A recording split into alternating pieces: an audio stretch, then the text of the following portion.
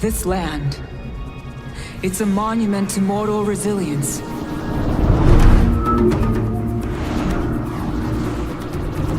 They built new lives upon the very thing that sought to end theirs.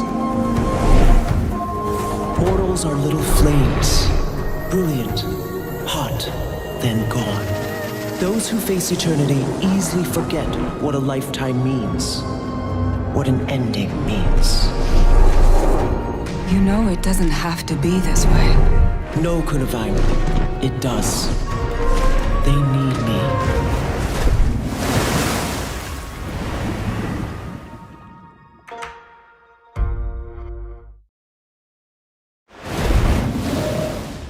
Hi Tyria, welcome to the Guild Wars 2 End of Dragons First Look. I'm Ruby Bear, Arenanet Community Manager, and we are all so happy you're here today. We know you've been looking forward to this for a long time, and we have too.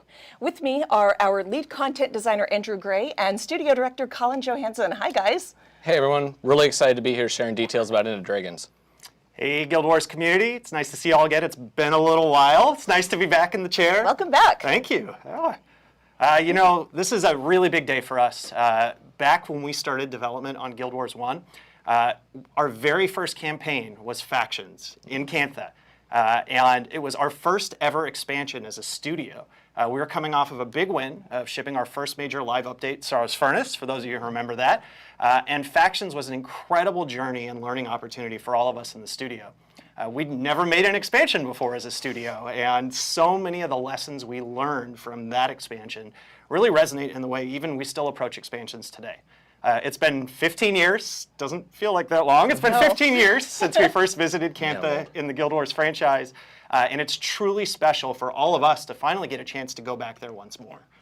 You know, small claim to fame here. If you have a copy of Guild Wars Factions, I can proudly say the screenshots on the back were taken by yours truly. Nice work. Yeah, that's right. So in addition to being the setting of our first ever expansion, Cantha was also home to the final story we told in Guild Wars Beyond, the content we created in Guild Wars to bridge the gap to Guild Wars 2. That content, Winds of Change, was also the last piece of content I personally got to work on in Guild Wars 2, so it holds a really special place in my heart. But today, we're talking about End of Dragons. Basically, from the day we announced Guild Wars 2, plays have been Cantha win.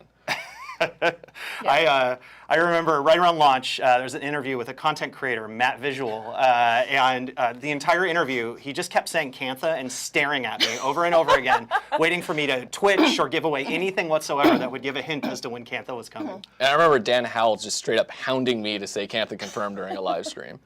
That's right. Well, Matt, Dan, and all of you who wondered about Cantha, today is your lucky day. We promised you a tidal wave of information for End of Dragons, and we are ready to deliver that. We have members of the End of Dragons development team joining us throughout the rest of the show, and this is only the beginning. Today is just your first look. We're going to be giving you more details on everything we announced today leading up to the launch of End of Dragons. We also don't want to spoil everything. We're going to save lots of things for you to discover for yourself when End of Dragons launches in early 2022. So let's start your first look right now with the brand new End of Dragons trailer.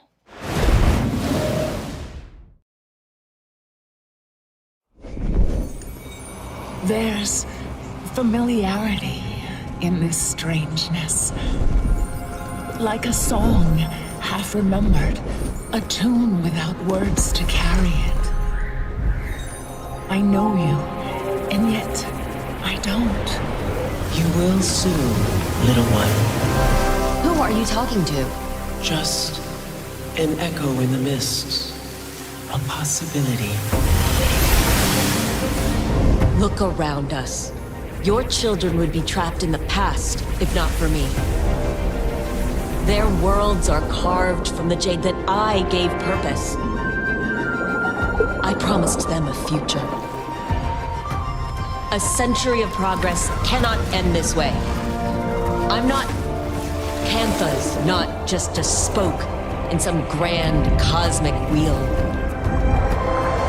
Would a great innovator give up so easily on that promised future?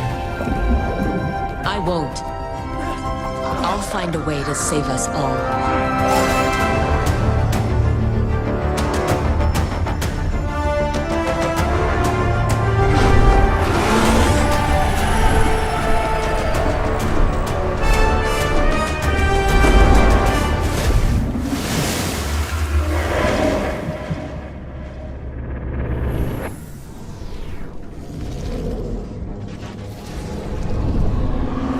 future is out there.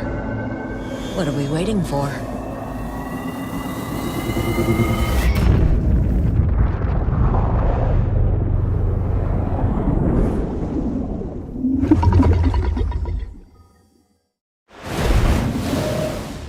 We hope you liked the new trailer. If you're not already, tell us in chat what you think. There's a lot in there for everyone to go back and dig through and find, and we encourage you to go rewatch the trailer after the show and see what else you can discover. Were those Aether Blades that were back there? Evidently. And who was that mysterious Asura that was next to Anka? Could it be the replacement for the untimely death Horik? Possibly. So we got to see the trailer, and I'm excited for them to find everything out. But that is just the beginning of today's reveals. The first area of End of Dragons we're going to take a look at is a slightly deeper look into the story, the setting, and the world. Something I'm really proud of in End of Dragons is how closely the narrative and design team worked together to shape the themes and the story of the expansion. Yeah. The gameplay and the narrative truly complement one another. They do. So let's hear from some of those developers on the narrative and design teams about the story and the setting of Cantha.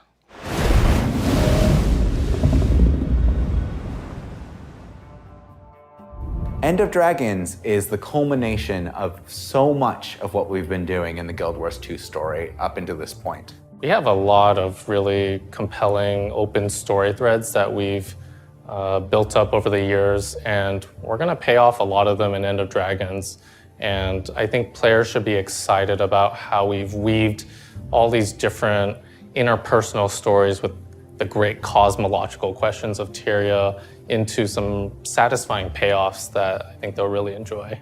Last time we were in Cantha was for the Winds of Change content pack for Guild Wars 1.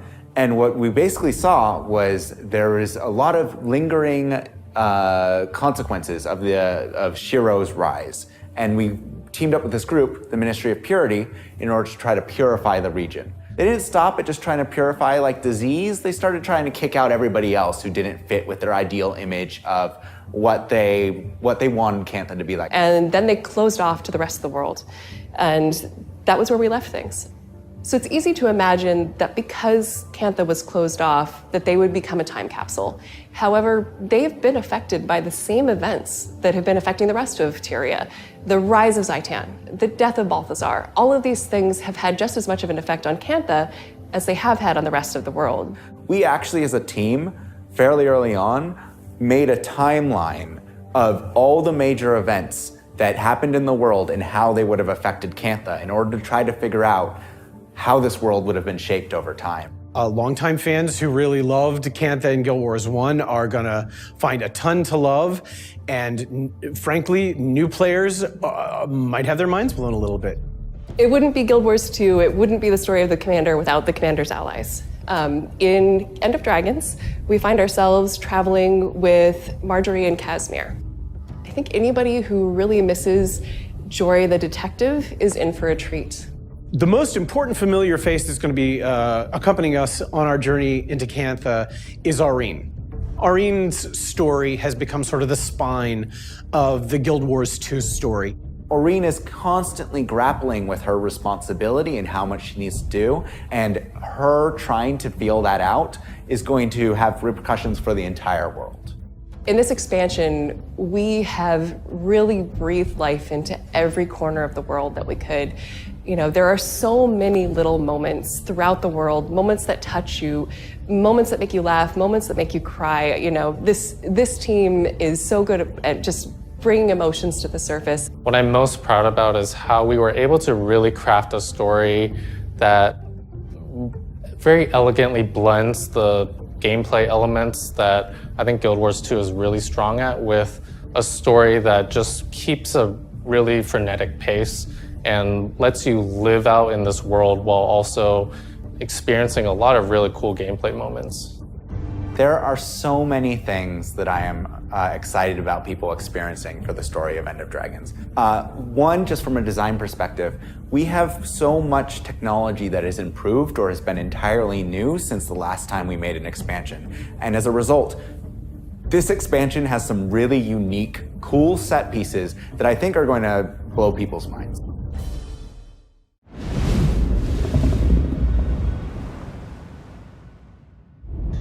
Hello, I'm ERIKA ISHII, and I play June in End of Dragons. Like Connor said, the story in End of Dragons is the culmination of a lot of long-running story threads, from stories that began 15 years ago, all the way up to stories and events that you took part in over the past year. And what he said about building a timeline for Cantha was 100% true. Yeah. I guess somebody who loves the world building part of the job, like it was a great experience to sit down with the narrative team and some designers and like sort of plot out the last 100 or so years of the history of an empire. Right? Yeah, it's pretty crazy. Yeah. One of our goals with this expansion is to create a world and story that's familiar and exciting to those of you who remember Cantha from Factions, but also accessible and equally exciting to those of you who are visiting it for the first time. And we cannot wait for all of you to step into this new Cantha. Nick Hernandez and Ali B are up next to tell you about map and content design. When we started designing End of Dragons, we wanted to incorporate the verticality that Heart of Thorns brought, and we wanted to lean into the freedom of movement from Path of Fire also. So let's take a look.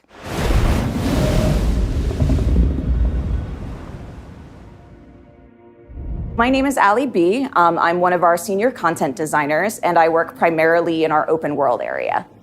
My name is Nick Hernandez. I am a game designer here at Arenanet, and I am a content designer for the Xingjie map. So fans can expect from the End of Dragon maps to kind of really feel something new and different that they haven't experienced before. With End of Dragons, things are a bit more differentiated between each of the maps, and each of them has their own unique feel. For Xingjie specifically, tried our best to make content that hits on all gameplay types, right? Think of it like a vacation island. It's like this beautiful, serene, spiritual, spacious locale that feels both peaceful and not, right? Depending on where you are and what's going on. So some of the highlights of the Ekavald map are definitely those gargantuan trees, the lake, the rivers that kind of pour into the lake, where you kind of have these underground rivulets and stuff like that, where the player can kind of traverse through there. Definitely those gargantuan trees kind of give you that verticality and freedom of movement we talked about before. So if you've got a sky scale, that's going to feel really cool. So Cantha is definitely not the same as it was in Guild Wars 1. What you have to remember is that it's been 250 years. So how has that area evolved? What's the geography like now? Are the trees still petrified? Like what's kind of going on with that? As well as the people, right? So the people who were there 250 years ago might not be the same people, but there are definitely some familiar buildings and structures. So what players can find, or will find, with Xingjie is that it is topographically different than it used to be, but not to a point where there aren't familiar tones. The thing I'm most excited for when we finally get to release End of Dragons is just seeing how players feel about the maps in and of themselves. I would love to see how people feel about all of the work that's been put into the world and the world narrative, and how that gameplay and those stories make people feel. And just get reception on what they think of it. I think that's going to be really exciting.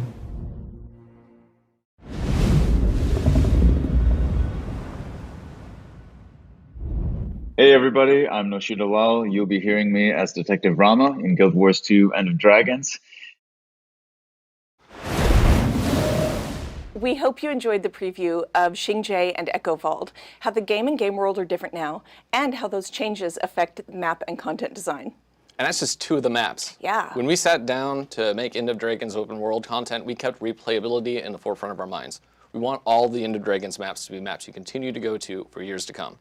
Yeah, they reflect the history that so many of you are familiar with, how Cantha changed while it was isolated, the beauty of the game world, and it's so many things that Guild Wars 2 has to offer. And like Ali mentioned, these maps are tons of fun to explore, and they're especially fun to explore on your mounts.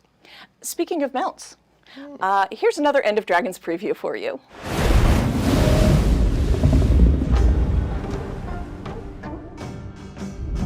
I'm Kirk Williford. I'm a senior game designer at Arenanet and a team lead on End of Dragons. My name is Brian Walter. I'm an animator here at Arenanet. So Siege Turtle is one of the most iconic and memorable creatures from Guild Wars 1 and Cantha. So when we first talked about a mount for End of Dragons, the Siege Turtle immediately made it on the list, and the team quickly got attached to it. Mounts are a defining feature in Guild Wars 2, and with End of Dragons, we wanted to continue that tradition. So the Siege Turtle is our first multiplayer co-op mount. The siege turtle being a multiplayer mount means you'll be able to pick up a friend and ride around together, but we wanted to make sure that both the driver and the passenger had something fun to do. It's a perfect opportunity to bring new players into the game. Since they can just ride on the back, they don't need mounts previously to enjoy the siege turtle. You can pop up your mentor tag and they can jump on the back of your turtle and you can show them around the maps to areas they haven't seen before. Because Guild Wars mounts, we really put a lot of care and research into getting their behaviors to feel believable and alive. I spent months watching turtle videos while prototyping the animations for the turtle. Just turtles eating, walking, sprinting. Turtles do run, there's videos of it, I've seen them.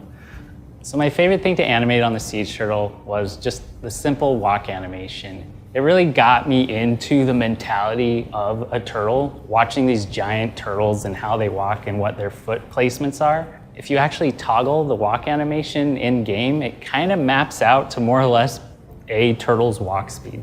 I actually did the calculations and it was like, oh my gosh, that's like the exact speed. Perfect, I nailed it.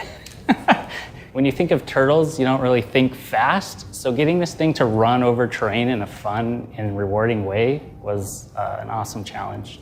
The siege turtle is a personal favorite of mine, and I am incredibly excited to see players be able to hop on one for the first time and really experience the power and awesomeness that is the siege turtle.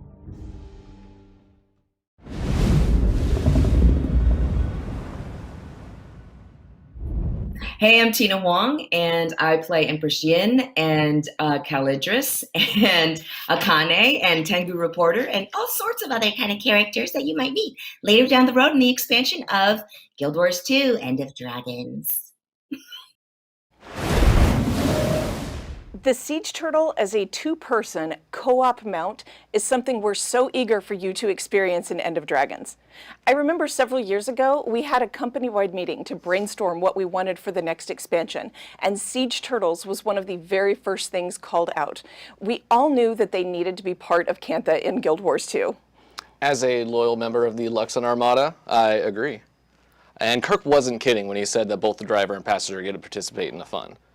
You also may have noticed that the siege turtle looked a little more high-tech compared to last time. A little more tricked out. Yeah, that's actually a common thread in Cantha.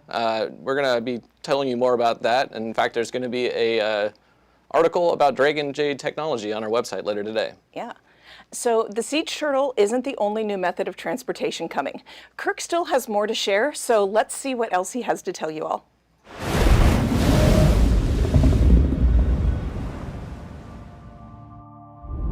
I'm Kirk Williford. I'm a senior game designer at Arenanet, and I'm a team lead on End of Dragons. We've been wanting to put fishing in Guild Wars 2 for as long as it's been around. It just always came down to finding the best time and place.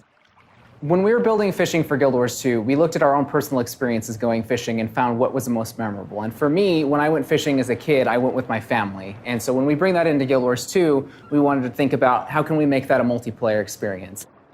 You can fish off of docks, or we've created SKIFFS, which allow you to fish around the waters of Tyria by taking your fishing boat and exploring with your friends.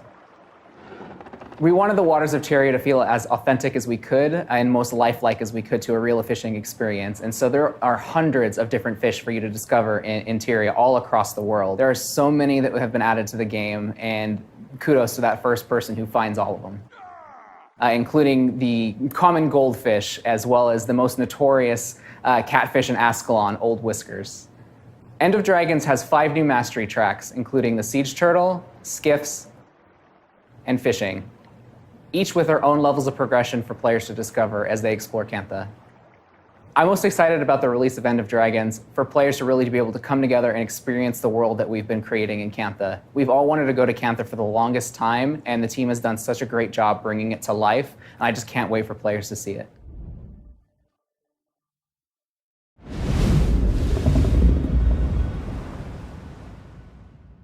I'm Rai Chase, and I voice Yao, your local, mostly friendly agender engineer. Like Kirk said, we've been wanting to add fishing for a long time, and we're really happy with how it's shaping up in End of Dragons. The multiplayer aspects, over 200 different kinds of fish, and the ability to fish from docks, the shore, or SKIFFS. SKIFFS, by the way, are another of the 5 new mastery tracks that Kirk mentioned, along with Siege Turtles. Going out with your party and fishing is just a ton of fun. You're able to anchor your boat and then just walk around. You can go fishing, obviously, but you can also dance. You could play sea shanties with your instruments. And if you didn't catch it, fishing is not restricted to Cantha. You can fish all over Tyria, and if you want to catch every fish in a game, you need to kind of go on a full world tour of fishing. Fantastic. We'll have more details on these mastery lines, as well as the remaining 2 unannounced lines between now and the end of Dragons launch. For our next look at End of Dragons, let's see some legendaries that will come with the expansion.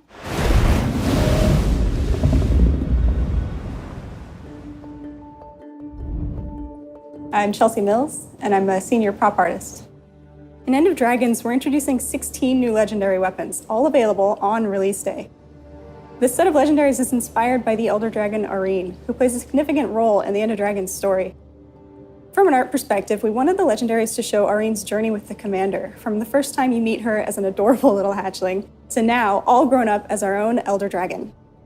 The precursors represent baby Arenanet, while the legendaries represent adult Arenanet.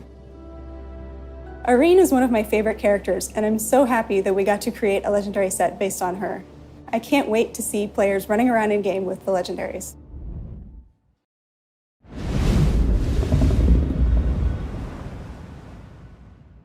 Hi, I'm RINA HOSHINO. I'm voicing Kunavang, and I'm so excited that you guys get to be reacquainted with her. These 16 new Arenanet-style legendaries are all going to be available on End of Dragons launch day. And if you want a head start, you can earn a voucher for one of the precursors Chelsea talked about with the current Return to Living World achievements. And we'll talk a little more about that later. I am pumped to get these weapons. I need them. I'm Arena's champion. Like, I should have legendaries that make me look the part. I'm Arena's champion. Well, that's debatable. So next up, here's Cameron Rich to talk about strike missions and encounters.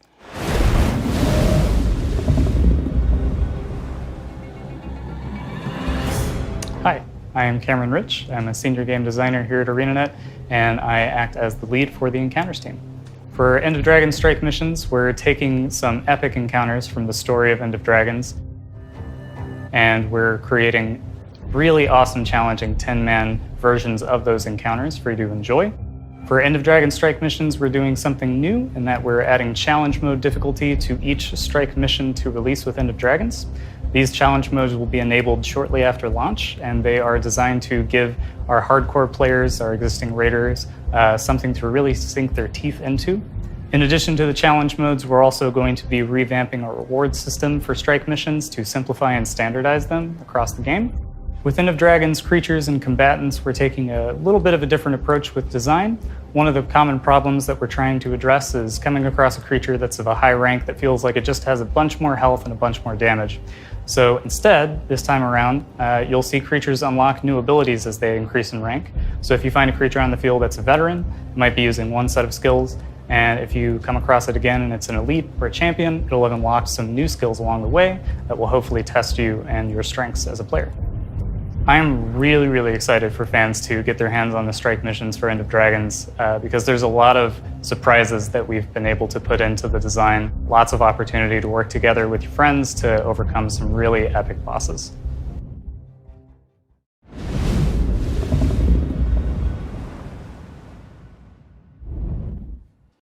Hi, my name's EK. I play Goric, and as you know, he's the best. And I'm happy to be a part of the cast for End of Dragons. Looking forward to it. We know how many of you are looking forward to taking on some new challenges, and we can't wait to see you tackle these new encounters.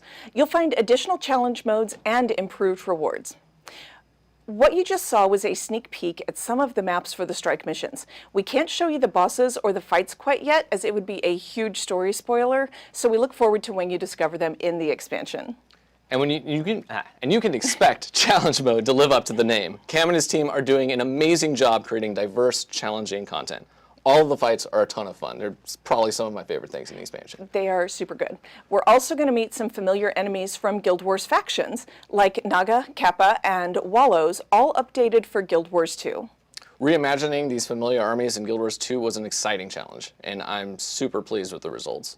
The team is also revisiting how we work at scaling creatures. So instead of just getting a bunch of health, they actually get new abilities as they level up. Nice. So, Andrew, why don't you tell us who we're going to hear from next? You're going to hear from Past Me about guild halls.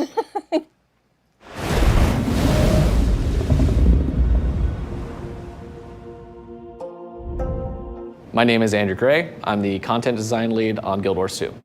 So one of the coolest things about the guild hall is the location we chose. It is some fine beachfront property in the old Xingje Arena. That was one of the most beautiful maps in the original game, and it's even more beautiful in Guild Wars 2.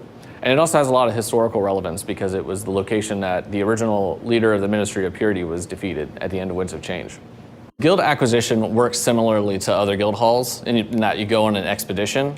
We did build the expedition a little bit differently this time though, where we focused more on smaller encounters. We made scaling a big cornerstone of it so that even if you're in with a small group, you can go in there and you can defeat it. It's a lot more encounter focused, so you're fighting individual bosses versus like, wow, that's a lot of enemies on the screen. So my favorite highlight is the amount of water in the space. We deliberately chose an island because we wanted it to pair really well with skiffs and fishing, and it really worked out well.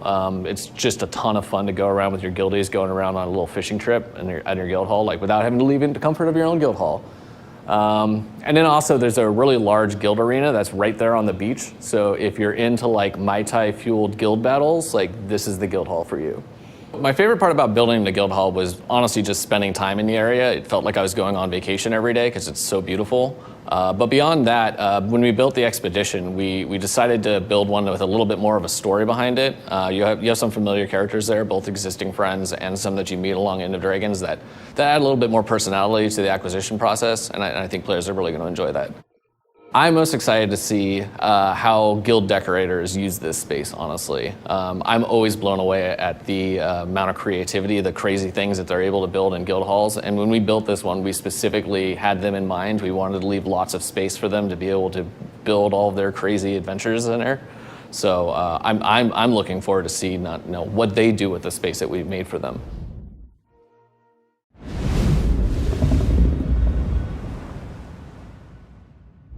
Hi, I'm Sarah Sokolovich, and I am the voice of Anka in End of Dragons.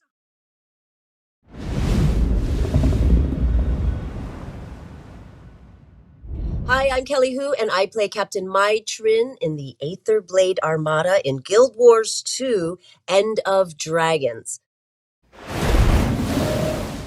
Good work, Past Andrew. Thank you. Thank you for sharing all of this and getting players ready for their new Cantha Guild Hall. I cannot stress how beautiful this map is. We It's actually so had somebody return to the company, Darren Claypool of the Township of Claypool fame. Yeah. He came back and the work he did on this map is just phenomenal. Yeah. So at this point, you're probably wondering what's next for elite specializations because we haven't talked about those quite yet. So thank you for hanging in there. Andrew, why don't you get us started? So elite specializations offer players a fundamentally new way to experience their profession. They give players access to new playstyles by changing their profession's core mechanics and unlocking new weapon and utility skills. Our elite specializations for End of Dragons are heavily inspired by Cantha. We dug into some deep lore to truly tie these elite specs into the region. We've also broken a lot of our rules with profession and elite specialization design, and I think players are going to really enjoy the result. Yeah. So today we're going to give you an overview of the core mechanic changes and weapon and utility skills for the elite spec that we teased a few weeks ago. Afterwards, I'll be joined live by a few members of our development team to talk about what's coming next for Guild Wars 2 in 2021, give you our beta dates, and wrap up today's show.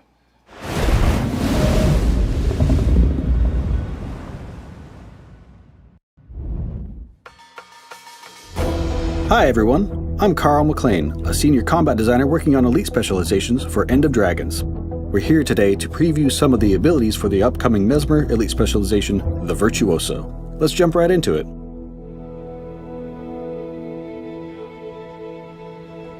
To begin, let's briefly cover the profession mechanic changes. From the start, you will no longer have access to clones. Instead of creating clones, the Virtuoso will stock a blade on themselves for use with their blade song profession abilities. Phantasms will still initialize, but will stock a blade instead of creating a clone when they finish with their action. We'll have some brief demonstrations of different ways to gain blades during this preview. Now, let's go look at the Virtuoso's weapon, the dagger. The first skill for the Virtuoso's dagger is a consistent projectile attack called Flying Cutter. Instead of a payout of a 3 auto attack chain, any target struck by 3 of the projectiles it launches will receive multiple additional attacks on the 3rd impact. The second skill of this weapon is Blade Call. This ability spreads daggers which pause at their ending point or wherever they collide with terrain, and then return to the Virtuoso for a second attack. If the blades strike an enemy during this ability, you'll stock a blade for your proficient abilities. Here you can see a blade stocked above my character's left shoulder. Then stocking a second blade shows another above my right shoulder. Unstable Blade Storm is the 3rd ability, dealing pulsing damage along its path and hurling blades at enemies within its reach. Okay, let's use some of these stocked blades we've accumulated. Blade Song Harmony is the Virtuoso's most accessible blade song, expending each stocked blade separately over a period of time that deals damage to your target enemy. Blade Song Sorrow. Each of your stocked blades readies itself, then launches toward your targeted enemy to strike them simultaneously, while inflicting confusion. We'll rebuild a few of our blades after this by switching to a greatsword, then using Mirror Blade and Phantasmal Berserker. Blade Song Dissonance. Combine all your blades into a single strike that dazes enemies. We'll regain a full set of blades by using the utility skill Blade Renewal. Blade Turn Requiem will block for a short time and deal damage to nearby enemies based on the number of blades stocked.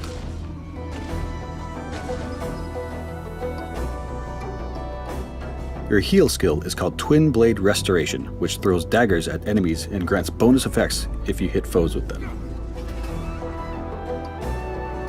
As covered before, Blade Renewal will grant distortion and fully stock all blades that can be used differently for each of the blade songs. Rain of Blades drops daggers on foes for its duration, punishing enemies that remain in its area.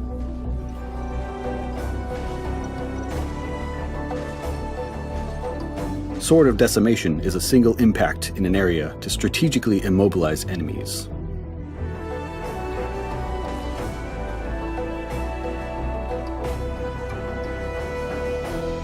Psychic Force is an area attack around the Virtuoso that pushes enemies away.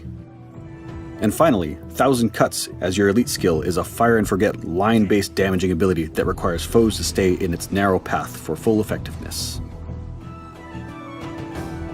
So there you have each of the abilities that the Virtuoso can harness for the expansion. We'll cover the traits another time. We're excited to see how the daggers fly when you get your hands on this burly elite specialization. I've been Carl McLean, and on behalf of Arenanet and the Skills team, thank you, and we'll see you again soon.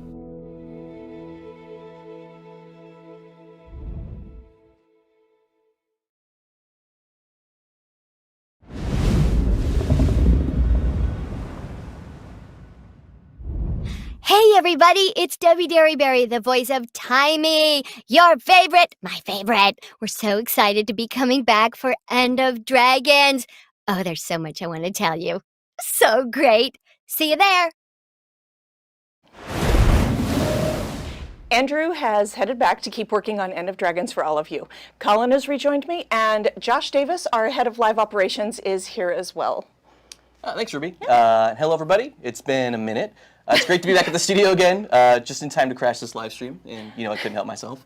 Thank you for crashing. Welcome back. Thank you. So how about the Virtuoso? Yeah, so like Andrew mentioned before, we've broken a lot of our pre-existing design constraints and rules around elite specializations with End of Dragons, which I think is going to be pretty interesting overall. Yeah. I think the fact that the Virtuoso doesn't have a clone mechanic, which has been a staple of Mesmer gameplay since release, is a bit of a testament to this. For me, Virtuoso feels like an entirely new profession, and I think you're going to see a similar design approach with all of the other elite specializations in the expansion.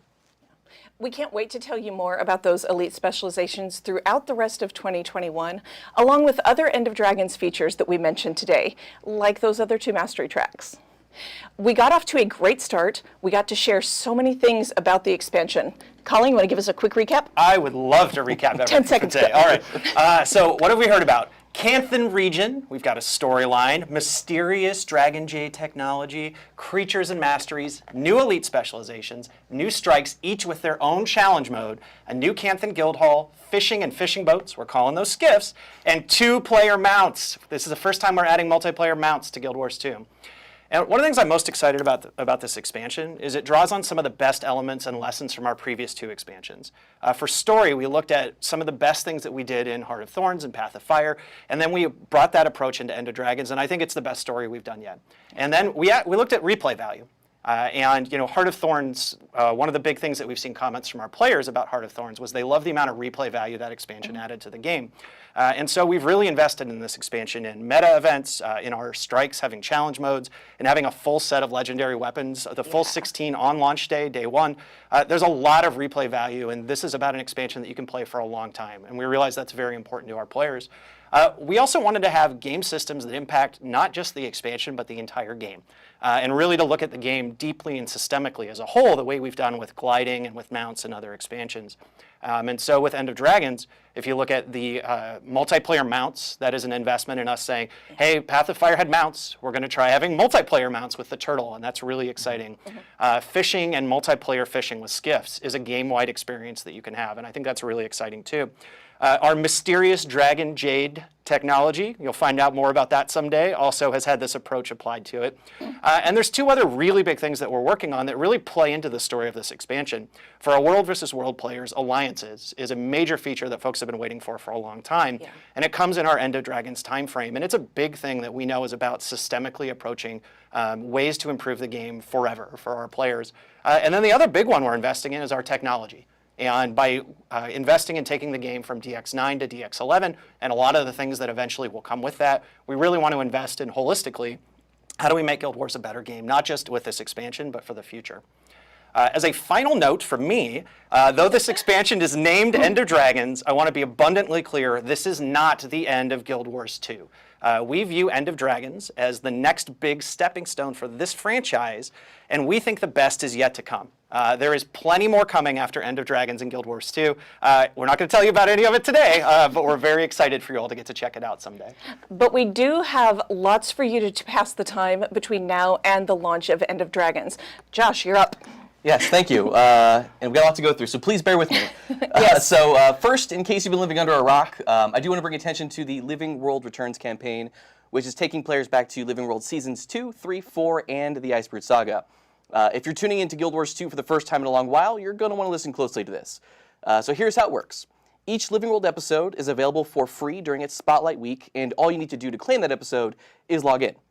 Season 3, Episode 5 is in the Spotlight starting today, and Season 4 is going to kick off later next month. And just to reiterate, this is a perfect time for veterans and new players to get caught up on the story in preparation for End of Dragons. Each episode has new achievements available, and completing those achievements is going to bring you closer to 2 fairly big rewards. Like Ruby mentioned earlier, you can earn a voucher for an End of Dragons precursor weapon, which is going to give you a head start on earning one of those Aurene-inspired legendaries that Chelsea showed us earlier. And if you complete the full meta achievement for Living World Returns, you'll be rewarded with a legendary amulet, which will fit quite nicely into your legendary armory. Now, it's worth noting that these achievements are permanent, so if this is the first time you're hearing about it, don't worry, you can still jump in a little bit late and catch up on all this content before the release of End of Dragons next year. But while we're talking about the near future, I'd also like to remind folks that we have the World Boss Rush bonus event kicking off later today. In that event, you can take out world bosses, which will progress a community goal and unlock new tiers of rewards for everybody. And there's more details on that event on the guildwars2.com blog. I believe that was posted yesterday. So like Colin mentioned earlier, we've also got alliances rolling into beta later on this summer. For anyone who's tuning in who's not familiar with the feature, Alliances is designed to deliver a more balanced world versus world experience by dynamically creating matchups using guilds, alliances, which is basically a player-managed collection of guilds, and active world versus world players. This is very different from the current system that we've been using for a number of years that relies on worlds and world linking. And we know this feature is going to have a huge impact on the player experience in world versus world, and we want to work with our players, with you, to get this right. And this is really why we're going to be releasing it in a beta state in phases. This is going to allow us to get feedback on each element of that system before we make it a permanent addition to the game. We mentioned this on July 2nd, but I want to reiterate, World vs. World is a core pillar for Guild Wars 2, and we wanted to make sure that we delivered something meaty for the game mode, aside from Elite Specializations with End of Dragons. And this feature is just the first step of many that we have planned for getting World vs. World where we and you want it to be. Now, Alliances isn't the only major feature coming before the expansion. Like Colin mentioned before, he's scooping everything. Well, I guess we already talked about it publicly, but we're working on upgrading the engine from DirectX 9 to DirectX 11. This is a long-awaited and highly requested update for Guild Wars 2. I think Ruby can attest to that one. And it all starts with an opt-in beta later this year. This changeover is critical for improving client performance and allows us to start ratcheting up our graphical fidelity, which is a long-term effort that we're very excited about. We plan to start these betas in just a few short months, and we'll be back in August, which is just a couple days away, to talk about those in greater detail. Yeah, my heart's pounding. Yes. One final note from me. We do have 4 Elite Specialization beta events planned for End of Dragons. The first 3 of these events will each include 3 of 9 new Elite Specializations. The 4th event is going to include all 9 Elite Specializations and the Siege Turtle. You'll be able to play with the existing Elite Specs, you'll be able to play with the Elite Specs and Siege Turtles in existing PvE content, World vs. World, and in PvP. And just a general note, these betas are available to everyone, even those who are on free-to-play accounts. Now, the big beat here is that the first Elite Spec beta is just 3 weeks away, starting on August 17th, running through August 21st. You'll be able to play with the Virtuoso, which we've got a rundown from Carl on, and 2 more yet-to-be-revealed Elite Specializations. And as we count down towards those betas, we'll be revealing all of the remaining 8 Elite Specs leading up to each of the betas. And speaking of, here's a little sneak peek at the silhouette of the next Elite Spec that you're going to find out about very soon and get to play in our beta on August 17th. What could that possibly be? It looks amazing. I can't wait to talk about it. That? Interesting. Oh. Now, I feel like that's it, right? Nope. Like, Ruby, do we have anything else that we want to talk about more today? things. So, first of all, hey, we've been working on this Arena Elder Dragon statue, and it is finally ready to share with all of you. You can pre-purchase this starting now until August 20th for delivery in January of 2022. We've also partnered with DX Racer to give away a DX Racer Racing Series Pro Gaming Chair. Check out the news on guildwars2.com to see how to enter and how to pre-purchase the Aurene statue. All right, so surely that's everything. No, We've covered no, the merch, we've got everything done. No, there's more. There is one thing that we've seen a lot of you asking about. Early in July, early this month, we told you that End of Dragons is coming in, quote, early 2022. And we've been watching all of you speculate about what early means. I am super excited to let you know that the expansion will launch in February, and you will be able to pre-purchase today at 11:20 a.m. Pacific time. That is less than 2 hours away.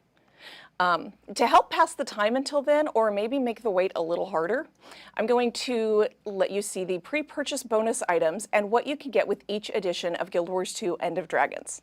The pre-purchase bonus items are the Flame Serpent Weapon Chest, the Xingje Mosaic Cape, and the Prodigy of Xingje title. You will get all of those as soon as you pre-purchase, so you can start showing off some Cantha flair in-game right away. Every edition of End of Dragons has some great extras, so let's go ahead and talk about those too.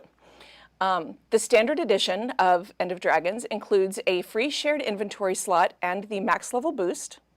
The deluxe edition comes with those 2 items, plus an additional character slot, the Xingje Dragon Boat Skiff skin, a Cantha Raptor skin, which I love, and an identity repair kit. And then the Ultimate Edition, which is the best value, includes all of those items plus 4,000 gems to spend. That was a lot, you guys. Yeah. We hope you enjoyed this first look at End of Dragons and that you are excited for everything else we're going to show this year.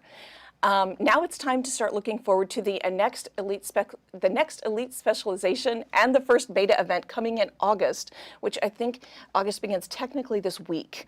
That is very true. Yeah. You know, one note I want to add in. So you mentioned the identity repair kit that'll be available. Yeah. There are going to be some new looks with the expansion that players can benefit from. So it does come in quite handy, I think. This is good timing for that. Indeed. Don't forget to check out Living World Season 3, Episode 5, which again is going to be free all week. We also have the World Boss Rush event starting today, and the World vs. World Bonus Experience Week is actually active running until Friday of this week. And you can start pre-purchasing End of Dragons at 11:20 a.m. Pacific time today. Go pick it up, go in game, and show off your cool flair. Yes. Thanks for joining us, everybody. Thank you all for joining us. See you next time. We'll see you again.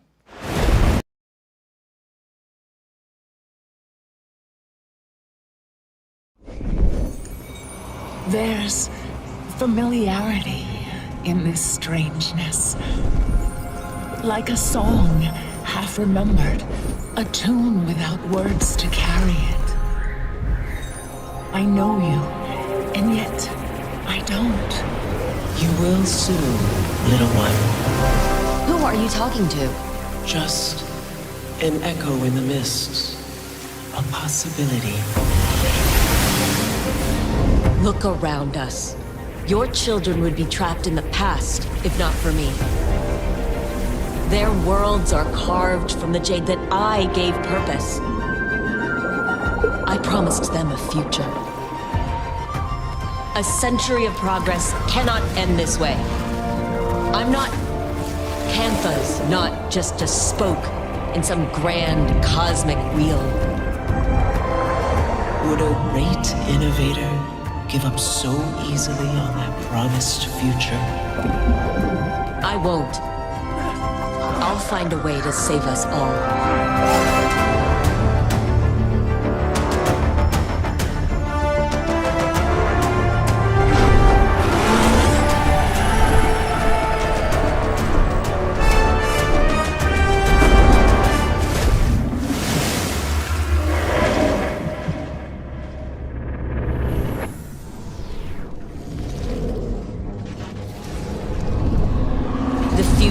Is out there. What are we waiting for?